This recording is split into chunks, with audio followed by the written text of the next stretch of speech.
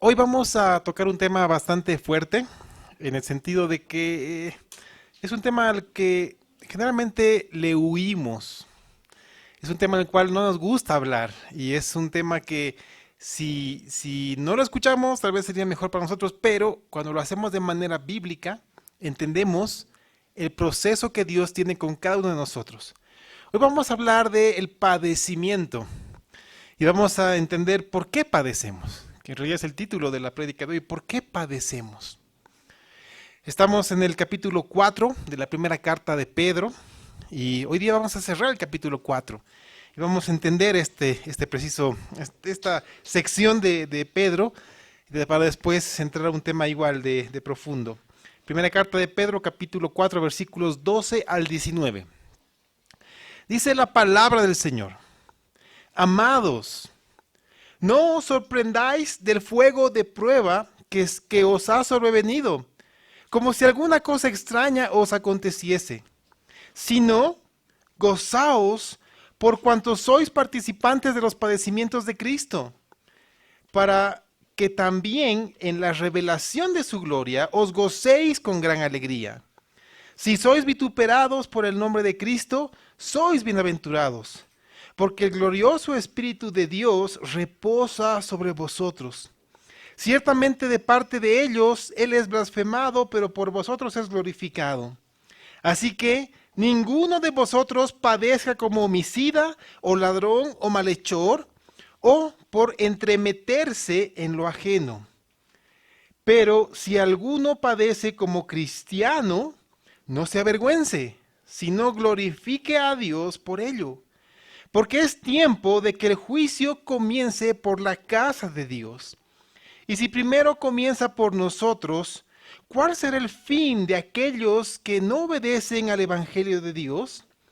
Y si el justo con dificultad se salva, ¿en dónde aparecerá el impío y el pecador? De modo que los que padecen según la voluntad de Dios, encomienden sus almas al fiel Creador y hagan el bien. Ok, yo creo que nadie quiere padecer. Ninguno quiere padecer. Y cuando estamos en medio de un tiempo de padecimiento, una pregunta natural que viene a nuestra mente es, ¿por qué me está pasando esto? ¿Por qué está pasando esto? Y saben, hermanos, está bien preguntarnos. Alguna vez escuché decir, no preguntes por qué, pregunta para qué. Sabes, yo te digo algo desde la profundidad de las escrituras, no tienes problema, no hay problema en preguntarle a Dios por qué. Puedes hacerlo. En realidad, preguntarle a Dios por qué te trae luz en medio de las dificultades y te muestra el origen del sufrimiento por el cual estás pasando. Así que no tengas temor en preguntarle a Dios por qué. Por ejemplo, cuando alguien tiene una situación médica que requiere un tiempo de cirugía, ¿qué es lo que viene a nuestra mente? Temores, angustia, viene también incertidumbre. Hay diferentes cosas que pueden venir a nuestra mente a través de un tiempo que nos llama a pasar por el quirófano. Ah, pero si somos pragmáticos, podemos reducir esta situación a lo siguiente. Ok, hay algo que no está bien en mí y la solución es la cirugía. Yo sé que esa cirugía va a traer dolor a mi cuerpo, pero el resultado va a ser bueno. Algo similar sucede con la circunstancia nuestra, espiritualmente hablando. El Señor utiliza el sufrimiento, el Señor utiliza el padecimiento para su propósito. Pero necesitamos entender cómo trabaja Dios en medio de esta circunstancia. Por eso mi propósito para hoy es que podamos discernir, porque esto necesitamos, discernimiento, discernir cuál es la causa de nuestro padecimiento, porque hay una causa para el padecimiento. Y una vez que hemos discernido cuál es la causa del padecimiento, debemos aprender a través de las escrituras qué hacer en medio de la dificultad. Pero no nos vamos a quedar ahí, vamos a aprender y entender cuál es el resultado que Dios quiere. por qué viene el padecimiento, qué hacer en el padecimiento y cuál es el resultado. Hermanos, yo estoy seguro que algunos de ustedes, si no todos, ya han pasado por tiempo de crisis o tal vez están pasando por tiempo de crisis y si están tranquilos, les alerto, viene un tiempo de crisis. Y no quiero hacerlo en un mal sentido, sino atendiendo a las palabras de Cristo, porque Él mismo nos dijo que en este mundo tendremos aflicciones, pero que confiemos, porque Él ya ha vencido. Obviamente, yo quisiera con todo mi corazón decirles, hermanos, si ustedes son creyentes, no se preocupen, jamás van a sufrir. No puedo hacer eso, porque la palabra no enseña eso.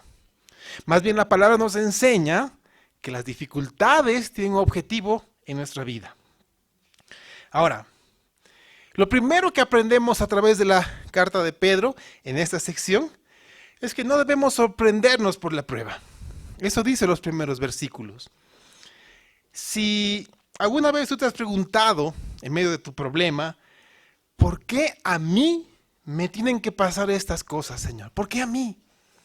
Soy creyente, te amo, voy a la iglesia, participo en las actividades que hay, oro, leo la Biblia, estoy en comunión contigo. ¿Y por qué me tienen que pasar estas cosas? ¿Por qué a mí, Señor? Y el Señor te responde inmediatamente. Porque Él te dice, no te sorprendas. Pero no solamente no te sorprendas, ni porque la prueba ha llegado de manera repentina, ni por la intensidad. Y voy a tomar el ejemplo de lo que está sucediendo en nuestra ciudad hoy en día. Cuando vienen las riadas, vienen de manera repentina. Y con una intensidad tal que nos deja boquiabiertos. Entonces Dios dice algo similar. No te sorprendas si la prueba a tu vida llega de manera repentina y con una intensidad muy fuerte. No te sorprendas. Entonces viene otra pregunta a nuestra mente. Ok, pero Señor, ¿por qué no debo sorprenderme? ¿Por qué no? Una vez más, con mucho amor el Señor te responde a través de Pedro. Y lo hace a través de esta carta. Y te dice, porque la prueba tiene un objetivo, afirmar, consolidar tu fe. Y estamos respondiendo a la última parte de las preguntas. El objetivo de la prueba es afirmar, consolidar, poner en evidencia tu fe. Ese es el motivo. Y les recuerdo lo que hace tiempo atrás vimos en la primera carta de Pedro también, pero en el capítulo 1. Versículo 7 dice, para que sometida a prueba vuestra fe, mucho más preciosa que el oro, el cual aunque perecedero se prueba con fuego, sea hallada en alabanza, gloria y honra cuando sea manifestado Jesucristo. ¿Sabes qué te dice Pedro? Te dice, ¿sabes? El oro, que es un metal precioso, se prueba con fuego. Tu fe, que es más preciosa que el oro, ¿cuánto más será probada? Por diferentes circunstancias. Pero no solamente para ver si tienes fe, en realidad la tienes. El asunto es para que tu fe sea perfeccionada, purificada. Para que la fe que el Señor te ha dado se manifieste para gloria de Él. Entonces, ok, ya que somos tan preguntones, hagamos otra pregunta. Ok, entiendo, no me tengo que sorprender. Ya sé por qué no me tengo que sorprender. Ahora, estoy en la prueba. Estoy padeciendo, estoy en la dificultad. ¿Qué hago? ¿Qué hago entonces? Una vez más, viene la respuesta amorosa de nuestro Señor. Él te dice, gózate. Él nos dice a través de Pedro, gozaos por cuanto sois participantes de los padecimientos de Cristo, para que también en la revelación de su gloria os gocéis con gran alegría. Wow, entonces la respuesta del Señor es fuerte. Él nos pide que tengamos gozo en medio del problema. Yo quiero que entendamos algo porque Pedro con palabras muy claras hace una diferencia. Y es necesario que comprendamos la diferencia en tener gozo en medio del padecimiento y el gozarnos con alegría, porque son dos cosas muy distintas. Gozarnos en medio del problema y gozarnos con alegría. El Señor nos pide que nos gocemos en medio del problema. Y es obvio que a nadie le causa alegría el pasar por padecimientos.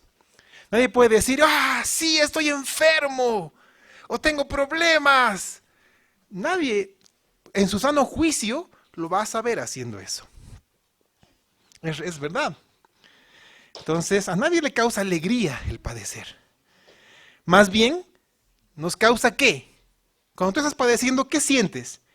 Tristeza, incertidumbre.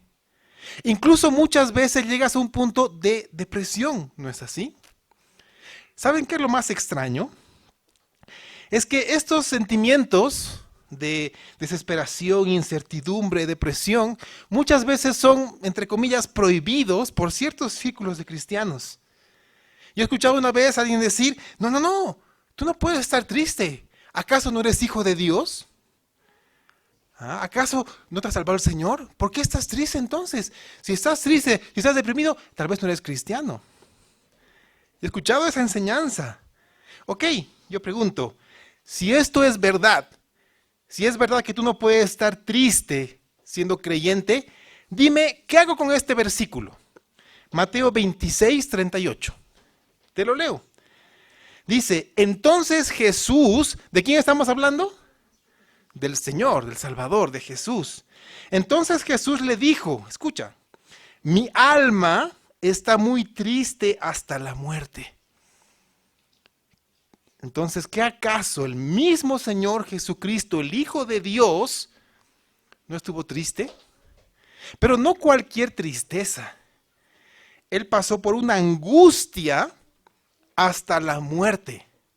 Y esta angustia lo llevó a sudar grandes gotas de sangre, como dice la palabra. Entonces, si nuestro Señor Jesucristo pasó por una angustia tan grande, ¿acaso no podemos nosotros también tener tiempo de angustia y reflejar nuestra angustia en tristeza? Sí. El punto al que Pedro llega es que en medio de tu prueba, en medio del padecimiento, tú puedas encontrar gozo por el resultado que éste va a producir. Yo les pregunto, el pasaje que he leído de Mateo 26, 38, ¿en qué circunstancias o en qué momento de la vida de Jesús fue dado? ¿En qué periodo se está refiriendo? ¿A qué periodo se está refiriendo? Jesús estaba en el huerto de Getsemaní. Jesús tuvo esta gran angustia y oró 3 veces pidiéndole al Padre que quitara de él esa copa.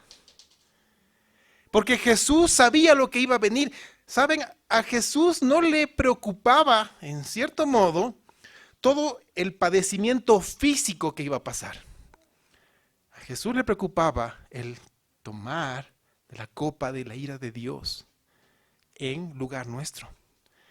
Eso es lo que le preocupaba al Señor, lo que lo llevó a tanto padecimiento.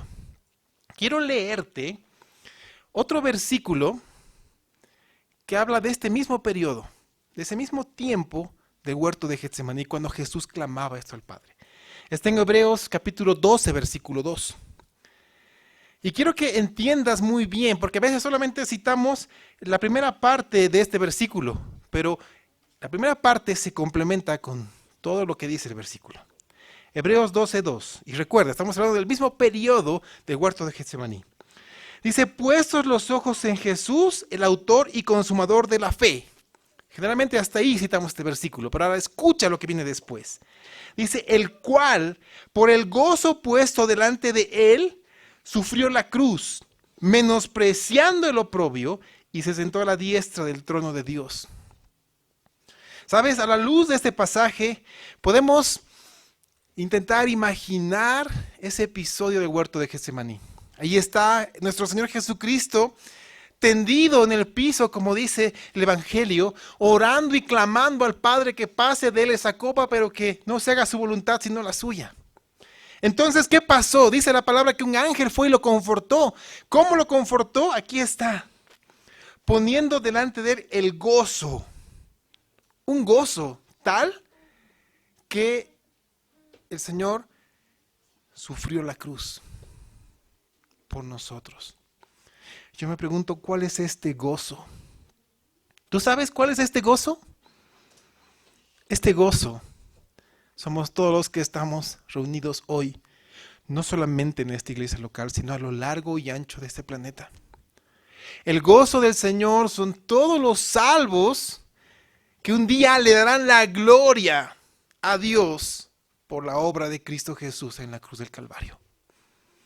Ese día llegará, mis hermanos. Por eso el Señor se sentó a la diestra del trono de Dios, glorificado. Entonces el Padre puso un gozo para que Jesús pueda sufrir el oprobio, menospreciar el oprobio y sufrir la cruz. Entonces así funciona igual con nosotros. En medio de tu prueba, en medio de la dificultad, tú puedes encontrar gozo para seguir adelante. La prueba y el padecimiento revela, como dije hace un momento, pone de manifiesto la realidad de nuestra fe, la muestra. Y ahí vemos si en verdad somos del Señor. Porque si somos del Señor vamos a persistir en medio de la prueba. Y los que no son del Señor en realidad salen huyendo de la prueba. Por eso cuando se presentan dificultades, problemas, tú vas a encontrar a gente que tú pensabas que eran creyentes, pero de repente huyeron y ya no están. Porque su verdadera fe o su falta de fe ha sido puesta en evidencia. Quiero que notes que Pedro habla de tener gozo en medio de la prueba. No de tener alegría, como dije hace un momento. Habla de tener gozo. Y te doy un ejemplo, ¿sí? Un ejemplo que también pasó. Hechos capítulo 16, versículo 23 al 25.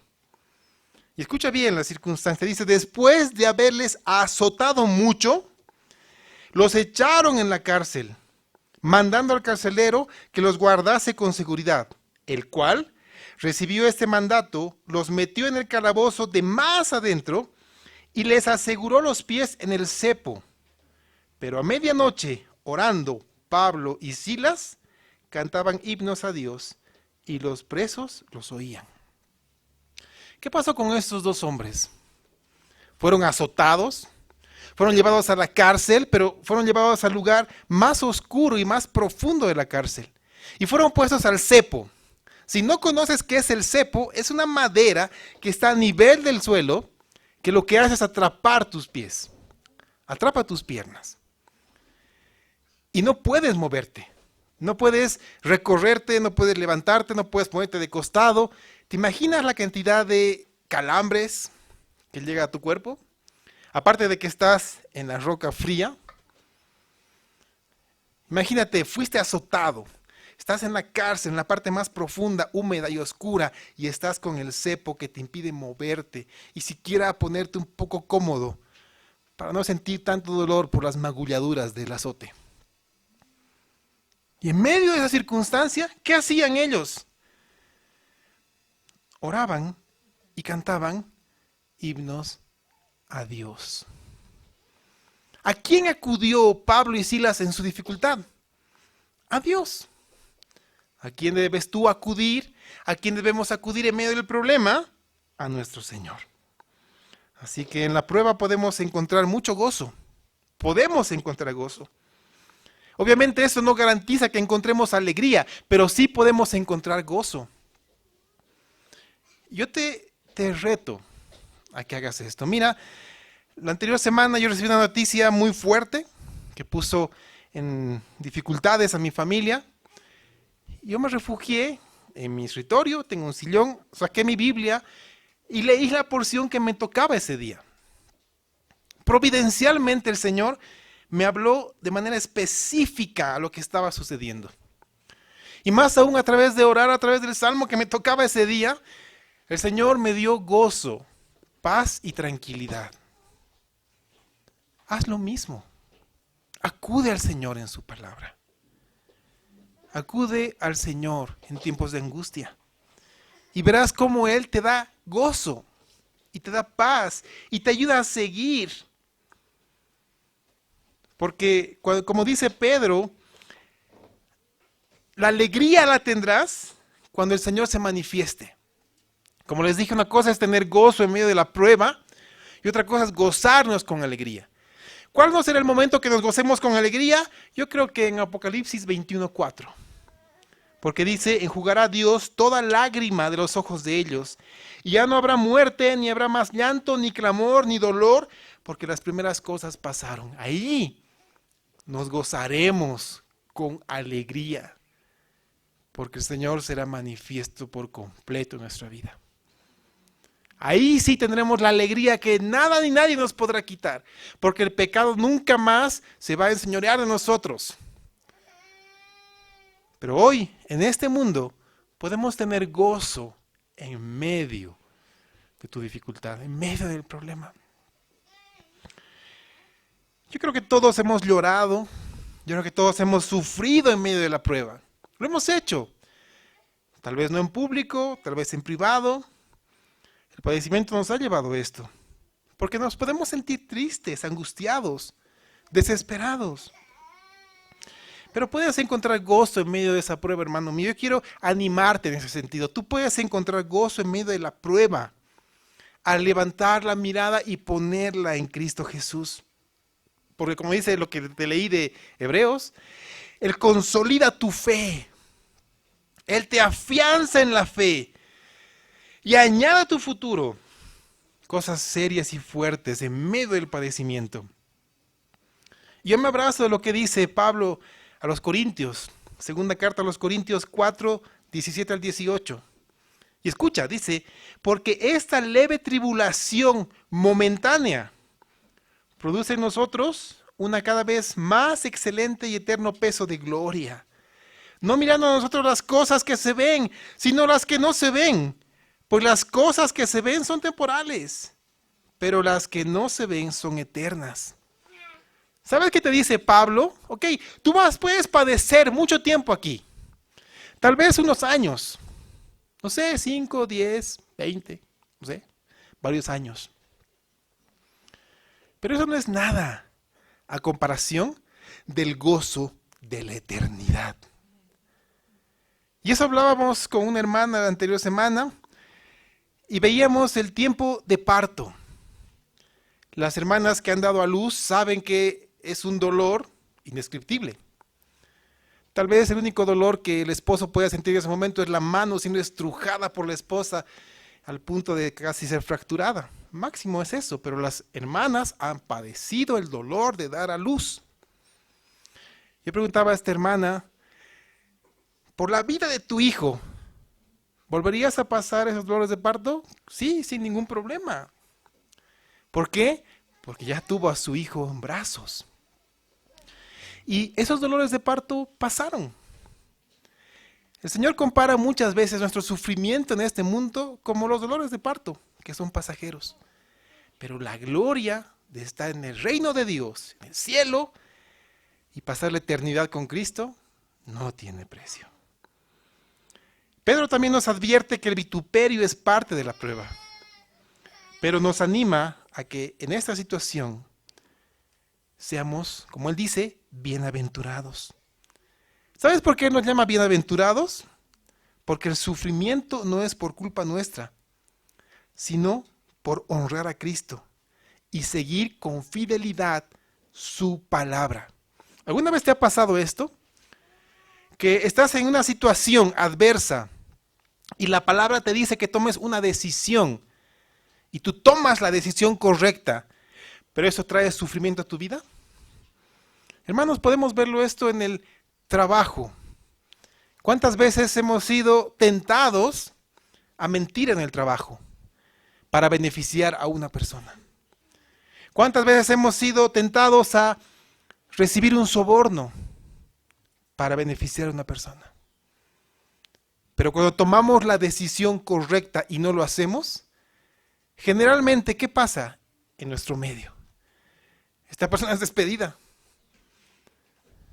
y es quitada de en medio porque entorpece los propósitos de otras personas. Dime si esto no causa padecimiento. Claro que sí. Pero es por la causa correcta. porque tú estás haciendo lo justo, recto, santo y puro delante de Dios. Si tú eres un verdadero creyente firme en la roca, vas a pasar padecimientos que va a poner a prueba tu fe. Pero algo que me asombra de lo que dice Pedro es lo siguiente. El Señor va a estar en medio de tu prueba. Y donde tú estés, el Señor se va a glorificar y se va a manifestar con poder. Eso es lo que dice Pedro. De la misma manera que en el Antiguo Testamento Dios se manifestó con gloria y poder en el tabernáculo de reunión o en el templo, hoy en día, ¿dónde está el templo donde Cristo se manifiesta? En nosotros. ¿O acaso no sabemos que somos templo de Dios? Ahora tú eres el templo de Dios. Y si tú eres el templo de Dios, el Señor está en ti. Y donde está el Señor se manifiesta con poder para su gloria. Entonces, si tú eres salvo por fe, ten por seguro que el Señor está contigo. Y Él está contigo en medio de la dificultad. Y Él se glorificará en este tiempo. Y tú verás el resultado correcto del tiempo de la prueba. Así que tú puedes encontrar gozo en medio de esta prueba, porque eres el templo de Dios y su gloria se va a manifestar en ti. Ahora, quiero que entendamos algo. Vamos a avanzar en este tema porque hay un padecimiento que avergüenza y hay un padecimiento que no avergüenza. Les leo nuevamente versículos 15 y 16. Dice, así que ninguno de vosotros padezca como homicida, o ladrón, o malhechor, o por entremeterse en lo ajeno. Pero si alguno padece como cristiano, no se avergüence, sino glorifique a Dios por ello. Estos pasajes, estos dos versículos son súper interesantes. Y tal vez no podamos notar lo interesante de este pasaje, porque es interesante en el texto original, en el idioma original. La manera en cual Pedro escribió este pasaje, construyó esta oración, es llamativa. Porque nos muestra que el padecimiento puede ser causado y viene a raíz de acciones propias, nuestras acciones, en cuyo caso es una consecuencia de nuestro acto. Hemos hablado hace un momento de que el padecimiento puede venir por hacer lo correcto, ¿sí? No por nuestra culpa, sino por hacer lo correcto delante del Señor. Pero aquí nos está hablando de un padecimiento por acciones y decisiones incorrectas que hemos tomado nosotros.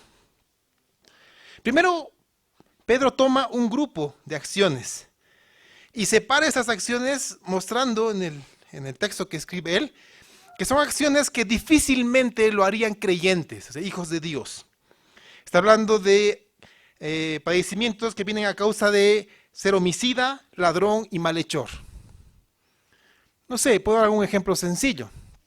Viendo noticias la anterior vez, veíamos a un padre que asesinó a sus hijos. Y había una turba de gente esperándolo. Y en cuanto salió, lo persiguieron y lo pegaron.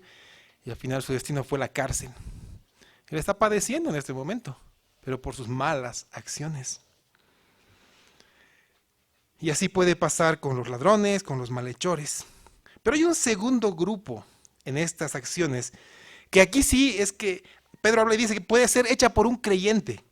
Y la palabra llama mucho la atención. Los que se entremeten en lo ajeno. Uno puede decir, no, está mal escrito, debe ser entrometerse. Pero está bien traducido, es entremeterse en lo ajeno. Literalmente podríamos decir que significa un supervisor de lo ajeno. O un supervisor de lo que no le compete. Entonces, ¿qué tiene que ver esto con los creyentes?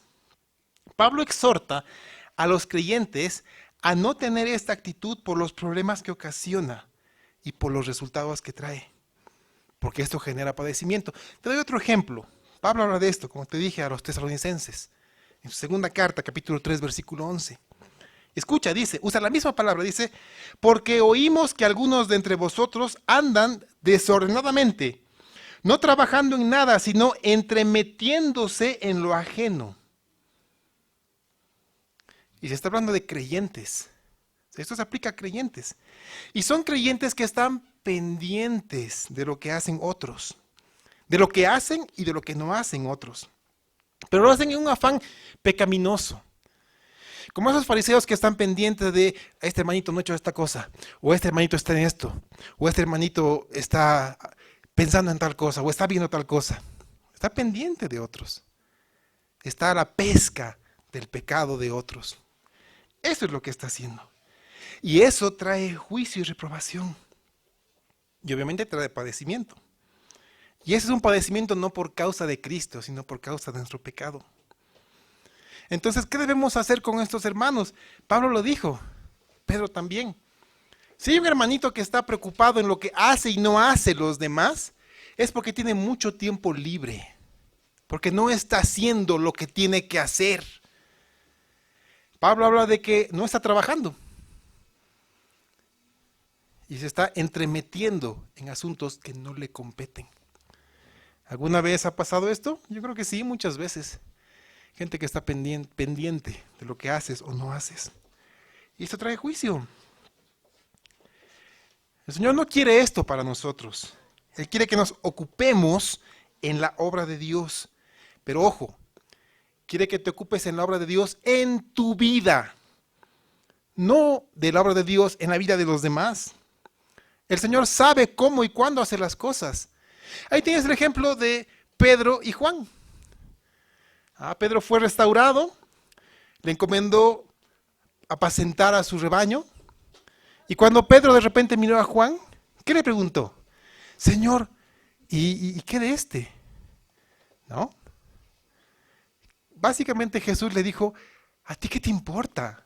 Tú sígueme a mí. Entonces muchas veces la gente puede estar pendiente de que, ok, sí, el Señor está obrando en mí, pero este hermanito que tiene un año menos que yo en la iglesia ya está en el liderazgo.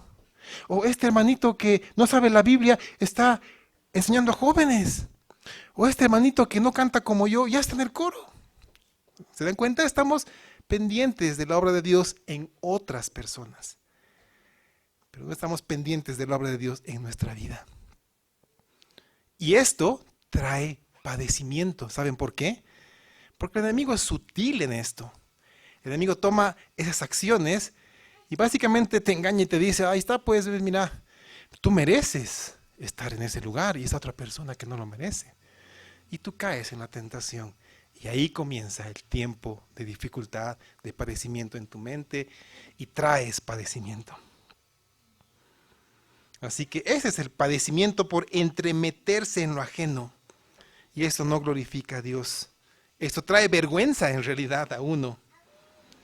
Y a mí lo que me llama la atención es lo que Pedro dice. Dice, pero si alguno padece como cristiano, no se avergüence, sino glorifique a Dios por ello. Aquí también se usa la palabra cristiano. Aquí esa es la verdadera denominación que se le da a un hijo de Dios nacido de nuevo por fe en Cristo Jesús. Cristiano. Primera vez se usó esta palabra o esta denominación en Antioquía, en Hechos 11:26. Ahora, ¿por qué somos cristianos? ¿Sabes por qué somos cristianos? No solamente porque hablamos de Cristo. Somos cristianos porque vivimos a Cristo y vivimos conforme a sus mandamientos. Por eso Jesús dijo, si me amas, obedece mis mandamientos. Yo te pregunto, ¿dónde encuentras los mandamientos de Dios? ¿Dónde están los mandamientos de Cristo? En su palabra. ¿Quieres ser un verdadero cristiano? Debes amar a Dios, debes amar a Cristo, debes obedecerlo. Y para obedecerlo debes conocer su palabra, sus mandamientos. Así funciona, hermanos, el cristianismo. Vivir a Cristo. Entender que Él es nuestro Señor. Ahora vamos a ver otro tipo de padecimiento, ¿sí? Uno por juicio. Y leamos nuevamente versículos 17 y 18. Escucha, dice, porque es tiempo de que el juicio comience por la casa de Dios. Y si primero comienza por nosotros, ¿cuál será el fin de aquellos que no obedecen el evangelio de Dios? Y si el justo con dificultad se salva, ¿en dónde aparecerá el impío y el pecador? esta sección del pasaje necesita ser abordada a la luz del pasaje, del libro y de toda la Biblia. ¿De acuerdo? Porque muchas veces el sufrimiento puede ser un acto de disciplina por parte de Dios. Muchas veces la disciplina del Señor puede llegar a nuestra vida por nuestras acciones. ¿A qué punto puede llegar? Pues a la muerte. Te cito el ejemplo de lo que Pablo escribió a los Corintios, cuando pidió que a un hermano que estaba en pecado y no quiso arrepentirse, pues se lo entregase a Satanás, para que Satanás destruya su cuerpo, mas su alma se salve. Básicamente este hombre valía más muerto que vivo. ¿Por qué? Porque su pecado era tan grande y tan fuerte que no solamente traía afrenta a su vida, sino a la iglesia. Entonces, para que no siga pecando, era mejor que esté muerto, porque su vida ya estaba preservada en las manos de Dios. ¿Te das cuenta del juicio de Dios? Ahora, muchas veces tenemos miedo a esta palabra, juicio, y más aún si es el juicio de Dios. Hermanos, debemos tener temor reverente a Dios. Pero si el juicio de Dios llega a nuestra vida, afrontémosle con temor y temblor también, pero con gozo, porque aquí también puedes tener gozo. Voy a citar un par de ejemplos, ¿sí? Porque puede venir juicio a una iglesia como de manera individual. Por ejemplo, de manera individual puede ser, y voy a tomar ejemplos de lo que ya hemos leído en la carta de Pedro, ¿sí? Puede venir juicio a un varón porque no está haciendo la cabeza de hogar que el Señor le ha llamado a hacer. Puede venir juicio a una mujer porque no está haciendo la ayuda idónea ni se está sujetando a su esposo. Puede venir juicio a los papás por llevar a ira a sus hijos. Puede venir juicio a los hijos por no sujetarse a los papás, a los trabajadores por no sujetarse a la autoridad, y así podemos dar muchos ejemplos. A veces pensamos con la palabra juicio de que va a caer un rayo y te va a partir. No siempre es ese extremo.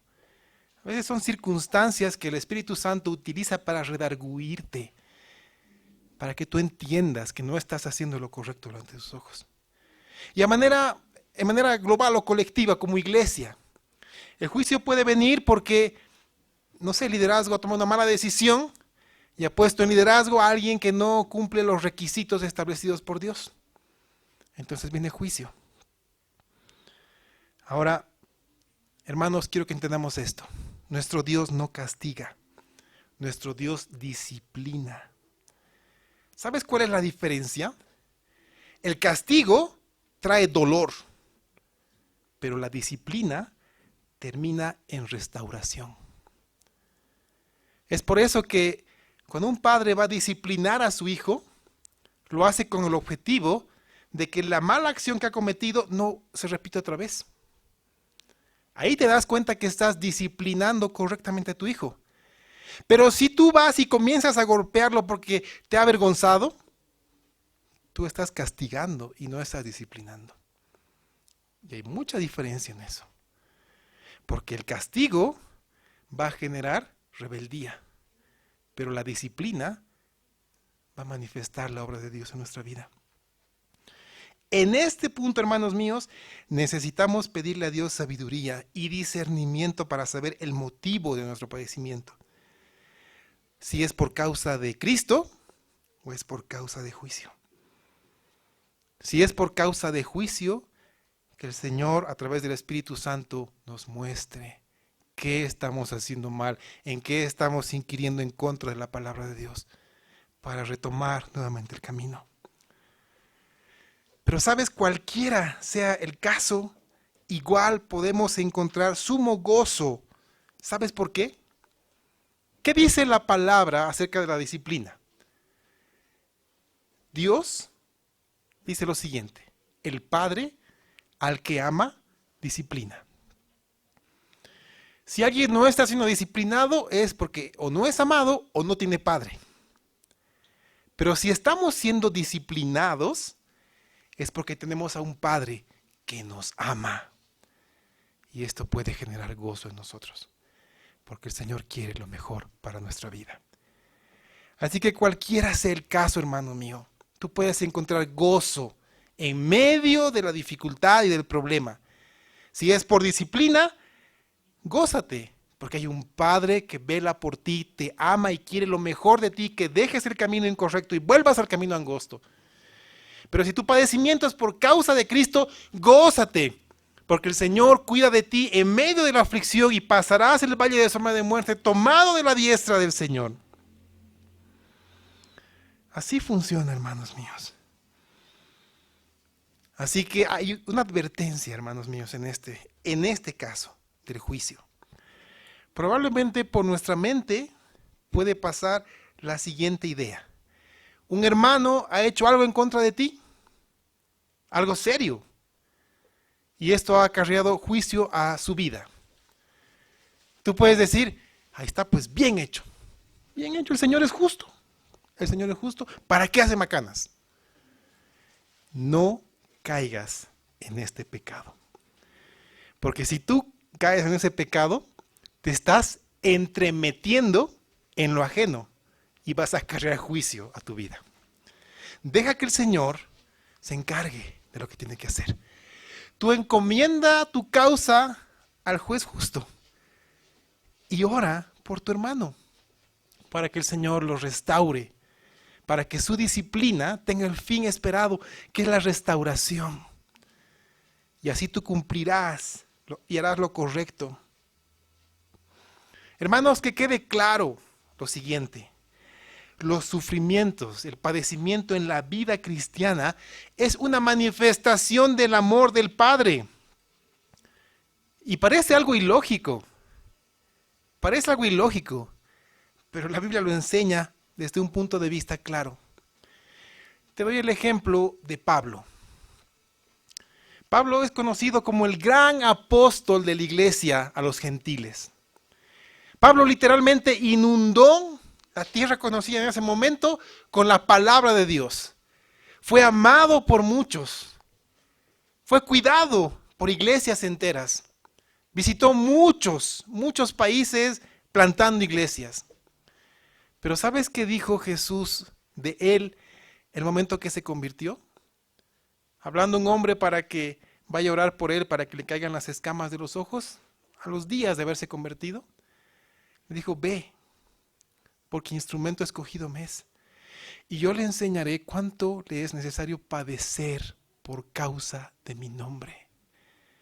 Cuando tú lees por primera vez esto, te puede dar la falsa impresión de que Jesús dijera, Él va a aprender a padecer por causa de mi nombre. No, el Señor está diciendo, Pablo va a padecer por causa de mi nombre. Pero esto me traerá gloria y te dará a Él un mayor peso de gloria para la eternidad. Y es lo mismo contigo. Si tú estás padeciendo, si has padecido o vas a padecer, ten en cuenta que la mano del Señor está contigo porque Él es tu Padre y Él está sirviendo tu vida para sacar lo que no le agrada y para que tú seas purificado y tu fe sea acrecentada y tu fe sea asentada en la roca firme que es Cristo Jesús, el autor y consumador de esta fe. Así que, hermanos míos, no huyamos del padecimiento. Más bien encontremos gozo en medio de él, porque el Señor es nuestro Padre. Porque el Señor no nos prueba más de lo que podemos aguantar. Porque cuando estamos en medio de la prueba, el Señor pone la puerta de salida para nosotros. Y el Señor nos sustenta, el Señor nos cuida, el Señor vela por nosotros. Tú no estás solo, el Señor está contigo, Él te lleva de la mano y muchas veces Él te ha cargado. Que has pasado la prueba sin dificultad y con gozo.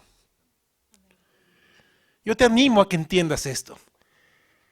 Si estás en dificultad, primero pide sabiduría a Dios para saber por qué ha venido esto.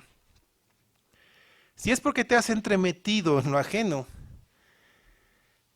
o porque has tomado malas decisiones contrarias a la palabra, arrepintámonos y pidamos al Señor que nos perdone. Él es bueno, amplio, fiel para perdonarnos, echar a lo profundo del mar nuestro pecado y no traer a memoria más esto. Y limpiarnos nuevamente. Hermanos, Si nuestro gozo es por causa de Cristo, gocémonos, porque el Señor se complace en nosotros. ¿Y sabes qué más dice Pedro? Que si padeces por causa de Dios, hagas el bien. Así cierra Pedro el capítulo 4, dice, de modo que los que padecen según la voluntad de Dios, encomienden sus almas al fiel Creador y hagan el bien. El creyente padece, pero lo hace conforme a la voluntad de Dios. Las pruebas vienen en nuestra vida porque el Señor lo permite. Así que, hermanos míos, estemos confiados porque siempre tendremos el fin que el Señor ponga para nosotros. ¿Sabes cuál es el motivo de la prueba? ¿El objetivo de la prueba? El Señor utiliza la prueba para sacar lo mejor de nosotros. Si tú estás en medio de la prueba es porque el Señor quiere sacar lo mejor de ti, para su gloria y para bendición de los que te rodean. Si estás pasando por pruebas y padecimientos, encomienda tu vida en las manos del fiel Creador y Él hará. ¿Sabes cuál es el resultado? El Señor te va a mantener ocupado. Cuando tú le entregas tus problemas a Dios, Él te mantiene ocupado. Él va a mantener tu mente libre y ocupado en hacer lo bueno. Por eso Pedro te dice, haz lo bueno. Estás en medio de problemas, encuentra el gozo del Señor. Y haz lo bueno. Encomienda a Él tu dificultad y haz lo bueno. Ocupa tu mente en las cosas buenas del Señor y Él hará. Esa, hermanos míos, es la conclusión. Hacer lo bueno en medio de la dificultad. Así que pidamos sabiduría a Dios. Alguna vez hablando con los hermanos, algo que me llamó mucho la atención es que me dijeron que todos tienen una alabanza preferida. Una alabanza que es la que los quebranta, la que siempre que la escuchan en la iglesia o en la radio, no sé, le recuerda muchas cosas. Hay una alabanza que a mí con la cual yo me identifico. Desde el momento que la escuché, entendí que hablaba mucho de mi caminar con el Señor. No la van a escuchar en la iglesia porque no sé quién la compuso, la hizo con tono de mariachi. Y me llama la atención porque habla de sufrimiento y la expresa con gozo. Te leo la primera parte de esta alabanza. Dice, he aprendido a vivir de rodillas. He aprendido a esperar en ti. Me enseñaste a confiar a través del sufrimiento. Humillado ante ti, quiero siempre vivir. Y rendido a tus pies, mi corazón comprendía que vivir por la fe es confiar cada día. Caminar de tu mano, siempre junto a mi lado. Aprendiendo a vivir y a confiar solo en ti. Oremos. Padre, ¿en quién más hemos de confiar si no es en ti? Te rogamos que si estamos en medio de la dificultad, nos des el discernimiento adecuado para poder entender de dónde proviene, Señor. Si es por causa nuestra, por nuestras malas decisiones, por nuestro pecado, por nuestras acciones. Si es así, Señor, nos arrepentimos y queremos volver a ti. Porque hemos entendido que tú usas este padecimiento, este sufrimiento para encaminarnos nuevamente hacia ti. Señor, y encontramos gozo en esto, porque nos damos cuenta que tú eres nuestro Padre y nos disciplinas con amor. Señor, si nuestro padecimiento es por causa de tu nombre, igual nos gozamos, porque entendemos que tú nos das el querer y el hacer y la fuerza para hacer lo que te agrada. Señor, conforme a tu palabra, danos la salida en medio de la dificultad. Yo te pido, Padre, que ayudes a todos los que estamos acá presentes y a los que van a escuchar este mensaje por cualquier medio, que les ayudes a encontrar el gozo en medio de la dificultad. Porque tu propósito es sacar lo mejor de nosotros. Queremos darnos cuenta de que esto es pasajero. Eso es pasajero. Lo que importa es la eternidad. Y queremos entrar con gozo y alegría en tu presencia. sabiendo que hemos triunfado, que hemos vencido, porque primero tú has vencido. Señor, a ti sea la gloria.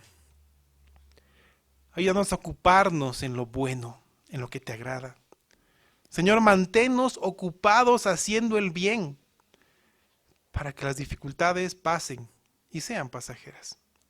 Por favor, Señor, te lo pedimos con fe, sabiendo en quién hemos creído, entendiendo que tú eres el autor y el consumador de la fe que nos ha sido dada. Gracias por darnos gozo en medio de la prueba. En nombre de Jesús te bendecimos. Amén.